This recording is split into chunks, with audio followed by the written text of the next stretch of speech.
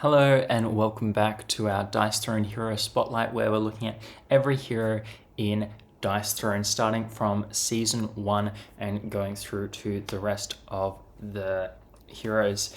And speaking of Season 1, we're about to wrap up Season 1 with the Treant, the final hero in Season 1. Treant is quite a complex hero. There's a lot of different things that they can do, require a bit of there's a bit more of a challenge in making them work, but I quite enjoy playing with the Treant, and I'm keen to break open the box and show you what's inside. So let's have a look. And this is the Treant, quite a complex character, as I was mentioning. This is a complexity 6 hero. You can see we've got a passive ability over there. And you'll see why they're so complex in a moment. We've got some new things that we'll need to explain, but first, before we get there, let's have a look at these dice. It's pretty simple. 1, 2, 3 is branch, 4, 5 is leaf, and 6 is spirit. Fairly standard 3, 2, 1 pattern that we've got there. But then we've got these spirits, and this is kind of the key thing that Treant is doing here. So you may spend 1 spirit of each type once per turn to receive one of the effects listed in their section below. To grow a spirit means to gain a seedling or upgrade an existing spirit from seedling to sapling or from sapling to dryad. Now, these spirits are a new thing that we're going to see a little bit more of from here on in, called companions. Now, companions are not status effects. So anything that would be able to remove a status effect or move a status effect from one board to another with a transference and things like that cannot interact with companions. And in fact, so far, there's essentially no way that other heroes can interact with your companions whatsoever. So these are basically completely safe. There's nothing other heroes can do to interact with them per se or get rid of them. Having said that, let's have a look at what these companions each do. So first we have the Seedling Spirit.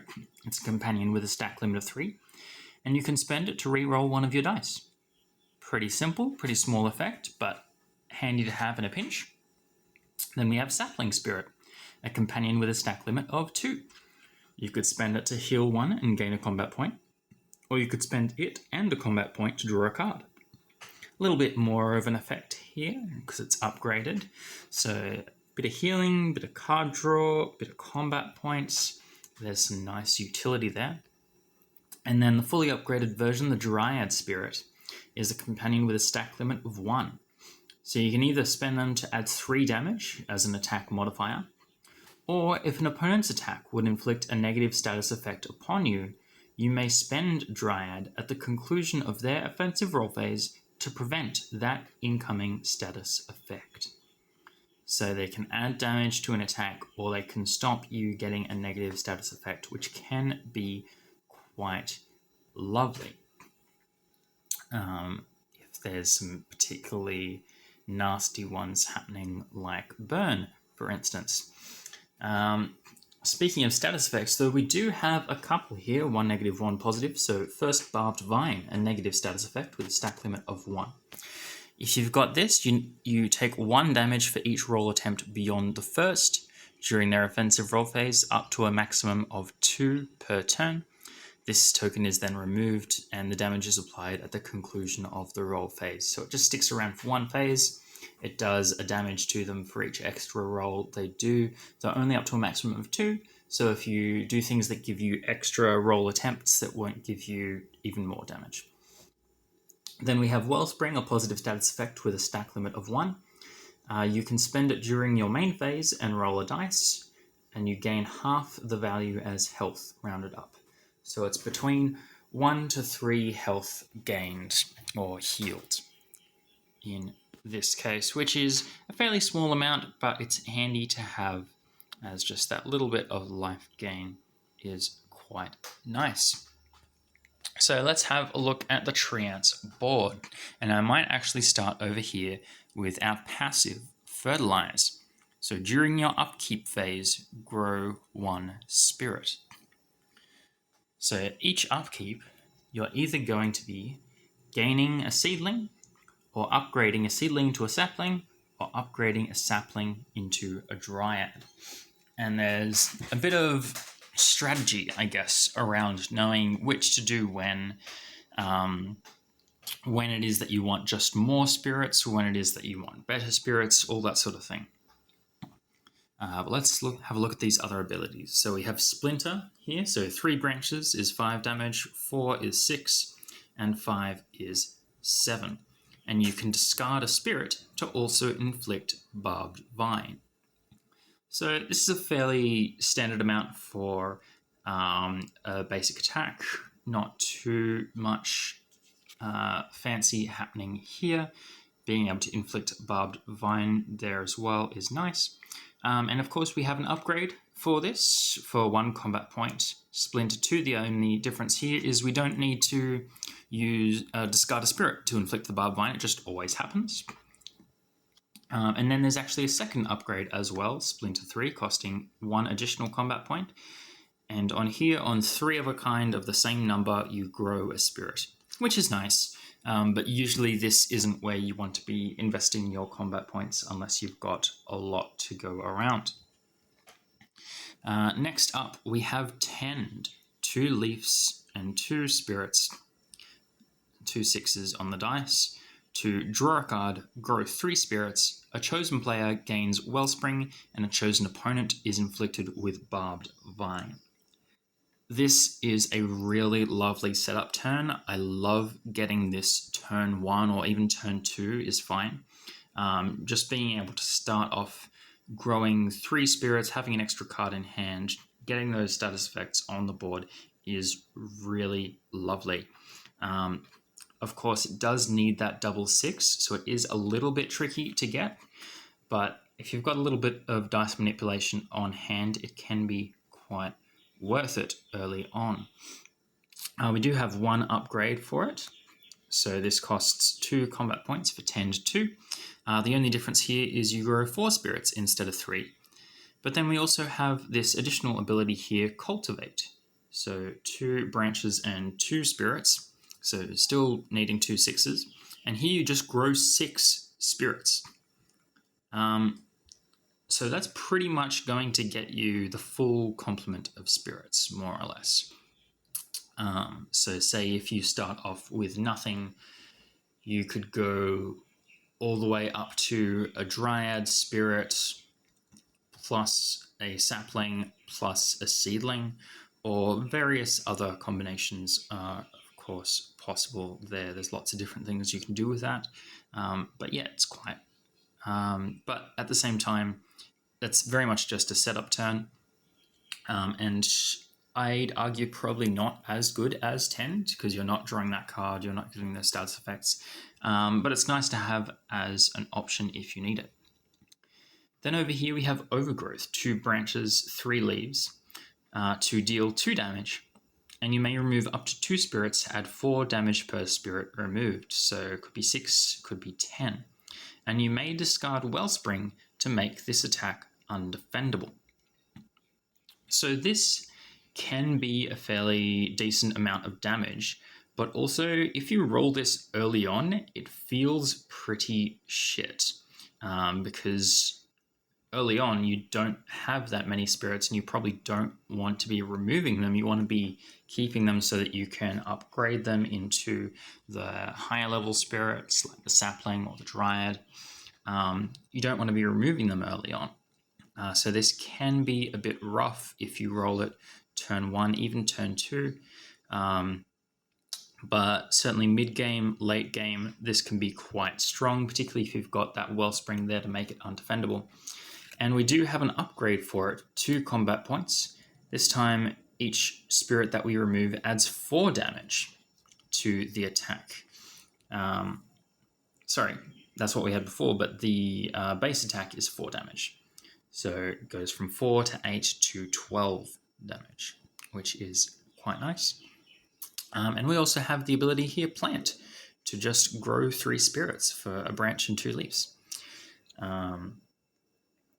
Again, probably not what we want to be doing, but it's a nice fallback if we need it. Over here we have Vengeful Vines. It's the small straight ability. We inflict Barbed Vine and then deal 7 damage. Solid amount of damage. Inflicting Barbed Vine is nice. That's a fairly standard amount, I think, for a small straight. We do have an upgrade for this one. Vengeful Vines 2 costs us 2 combat points, does 1 more damage, but it also gives us Bitter Root for 3 leaf. We deal 1 pure damage per spirit. So this is going to be a maximum of 6. 6 is the most spirits we can have on board at a time. But I think a lot of the time you can get 3 relatively easily. And there's certainly situations where I have been able to have all 6 and have this as an option is nice. Is nice to have that option there. Obviously, it is pure damage, so you're not able to modify that in any way. You aren't able to add to that damage, but it does mean that it is undefendable, so your opponent won't be able to roll their defense ability against it, which is quite lovely. Next up, we have our large straight, Call of the Wild. Deal 8 damage and roll 4 dice to add various things. So you add 1 damage for every branch. On a leaf, you gain Wellspring, and you grow a spirit for every spirit you roll, every 6 you roll. This is quite nice. So it could be up to 12 damage, or it could be 8 damage and grow 4 spirits, or some combination thereof, which is quite lovely. And then for the upgrade, the main difference here is we're rolling 5 dice instead of 4. Which is lovely. So that can put us up to 13 damage or growing 5 spirits. And then we also have this additional ability here in Rapture. So that's the 2 6s again that we need and 2 branches, which is the same for Cultivate over here, which is interesting. And you inflict Barbed Vine and deal 4 undefendable damage. So having that as an option is lovely. Undefendable damage is always nice. Then up here we have our 4 6s ability, Nature's Grasp. So grow 2 spirits, then deal 5 undefendable damage plus 1 damage per spirit. So it's going to be a minimum of 6 or 7 because you've just grown 2 spirits, but it could theoretically be up to 11 damage if you've got your full complement of spirits out. 11 undefendable is nothing to scoff at. And if we upgrade it to Nature's Grasp 2, it is now 6 undefendable damage plus 1 per spirit, which isn't that much of an upgrade, but it also gives us Nature's Blessing for 3 6s. We heal 1, gain a combat point, draw a card, and grow a spirit, which is a nice fallback to have as an option. Then we have our defense roll here, Rooted.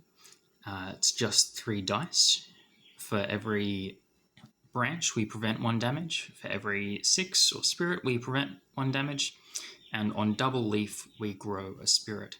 So we're able to be preventing a reasonable amount of damage, well, a little bit of damage here. We're only rolling 3 dice. So could be preventing up to 3 damage, could be growing only 1 spirit, unfortunately. But it's a little bit of damage prevention is always nice. We do have an upgrade here for 3 combat points, which gives us 4 dice instead, and also means that on a double 6, a chosen player gains Wellspring, which is another option for us to be able to gaining life. And we can now be preventing up to 4 damage, though we can only grow 1 spirit because it does have an on rather than the times. And same with the double 6 there, though Wellspring does have a stack limit of 1.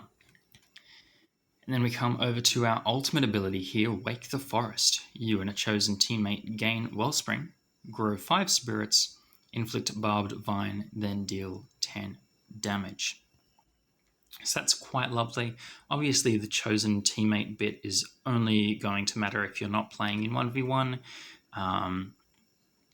So in the larger formats where you're doing a 2v2 or something like that, or perhaps a missions or dice thrown adventures, something along those lines, But 10 undefendable damage, Barbed Vine, Growing 5 Spirits should get you pretty close to that full complement of spirits there, which is quite lovely. Alright, we've had a look at the Treant board. Now let's have a look at their cards. Starting off with the promo card in the main phase. So 0 combat points, as all of the promo cards are. Roll a dice. On any other outcome, draw 1 card, but on a 6, you grow 4 spirits. Growing 4 spirits is quite lovely. That will set you up very nicely. So if you're able to get the 6, it's quite nice, but we'll also take the card draw. Will-o-wisp, 1 combat point. You roll 3 dice. On a branch, you deal 1 collateral damage to all opponents. On a leaf, you gain Wellspring. On a 6, you grow 1 spirit. There's 2 annoying things about this card. One is that the first effect there doesn't really do anything in a 1v1 format. And also, all 3 of these are just on, not times, and you're rolling 3 different dice. So chances are you're going to be doubling up on one of those abilities, and particularly if that one is gain Wellspring, that's particularly annoying, even if they were times, because that has a stack limit of 1. But yeah, you can't get any of these multiple times. You can only do each one once, which is quite annoying. So I find Will-o'-the-Wisp often isn't really that worth it, unfortunately.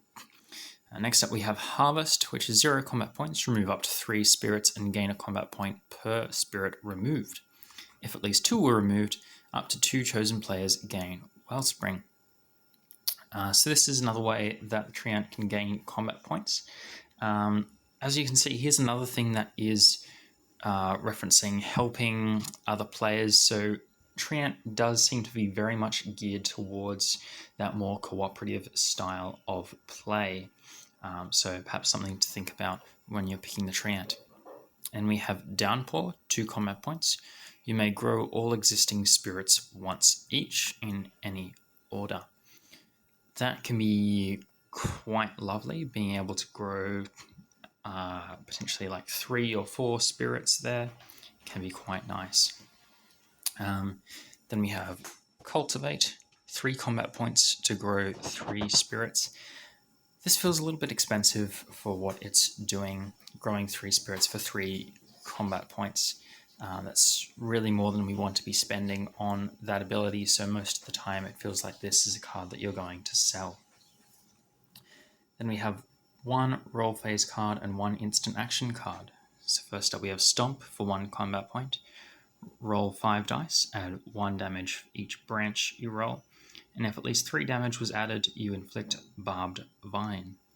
So up to 5 damage being added, potentially Barbed Vine as well for 1 combat point, which is quite nice.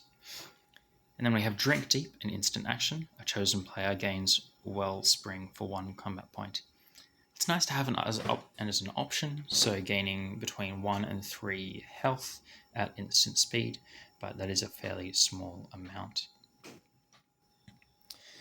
So that's all the cards and the board of the Treant. As you can see, a lot of different sort of things happening here. We do have 1 or 2 ways to be drawing cards, 1 or 2 ways to be getting extra combat points. Particularly with our saplings as well over there. We have a couple of ways to be dealing undefendable damage, which is nice. But yeah, we are a little bit more limited in the attacks that we're doing. We really only have 2 or 3 attacks that we're going to be able to be activating with any regularity that we want to be using. So our small straight, our large straight, and the overgrowth here. And the overgrowth isn't one that you want to be hitting early on, and not something that you can be doing too often, because you're not growing spirits at the rate that you need to be able to do that regularly. You're only growing 1 spirit a turn unless you're activating abilities that let you grow more spirits. And most of the time, those abilities that let you grow more spirits are not attacks, unless you're getting your 4/6s ability or your ultimate over there. All the other ways to grow spirits aren't attacks really, unless you're rolling 6s on your large straight there as well, I guess. But yeah, so there's a bit of a push-pull here with the Treant, where you're trying to grow the spirits, but then you're also potentially using spirits for that overgrowth ability, but then also using spirits for their own abilities as well.